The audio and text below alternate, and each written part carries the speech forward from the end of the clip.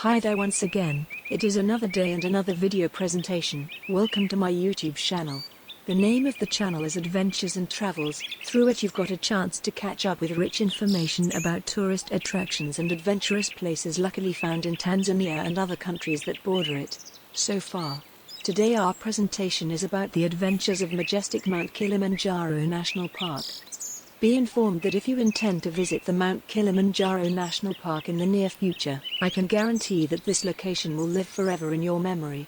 With a wide range of tourist activities like hiking, mountain biking, bird watching, walking safaris, and other wildlife viewings, this location is more than just hilarious and amazing. Here is a brief overview of the safari in Mount Kilimanjaro National Park.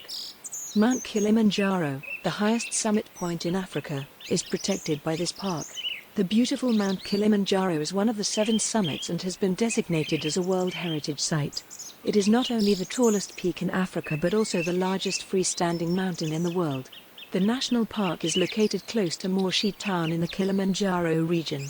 Even though it is home to Mount Kilimanjaro, the park is a paradise for a variety of beautiful animals, including Cape buffaloes, bush elephants, blue monkeys, western black and white colobus monkeys, bush infants, leopards, giraffes, bats, and antelopes. Many people consider climbing Mount Kilimanjaro to be one of the best tourist safaris, although it can be very challenging due to the altitude and the rate of ascent. But the good news is anyone over the age of 10 and up to people in their 60s and 70s can hike it. All they need is the willpower to reach the famously known Uhuru Peak. You may ask yourself, what's the best time to visit Mount Kilimanjaro National Park? Here is the answer to that question. Due to the mountain's proximity to the equator and the possibility of hazardous weather conditions including muddy pathways, snow, and ice, it is not advised to plan a hike there during the wet seasons. The greatest and most conducive times for hiking are during the dry seasons, which last from late June through early September and December through March. If you are planning to visit the Mount Kilimanjaro National Park and you've been asking yourself how you will get there, then the answer to that question is here. Tourists from all over the world frequently fly into Kilimanjaro International Airport, where they are transferred to Kilimanjaro National Park, which is located a few kilometers south of the airport. Some international carriers fly direct to Kilimanjaro International Airport, and here is their list.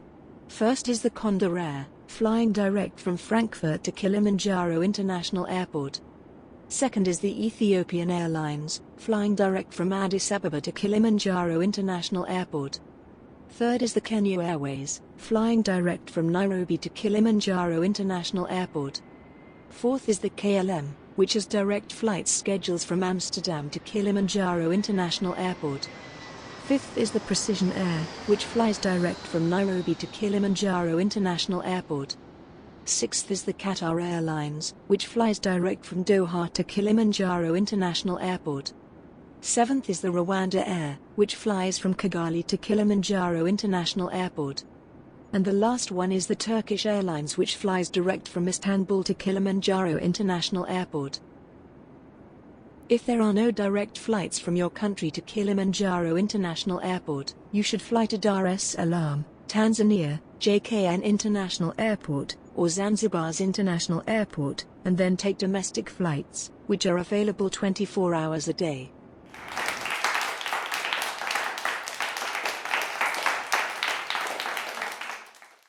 Yes, cheers. That's the end. Hope you enjoyed. Thanks for watching and listening, guys. It's my greatest pleasure. Please don't forget to subscribe, comment, and like to my channel. More videos are coming.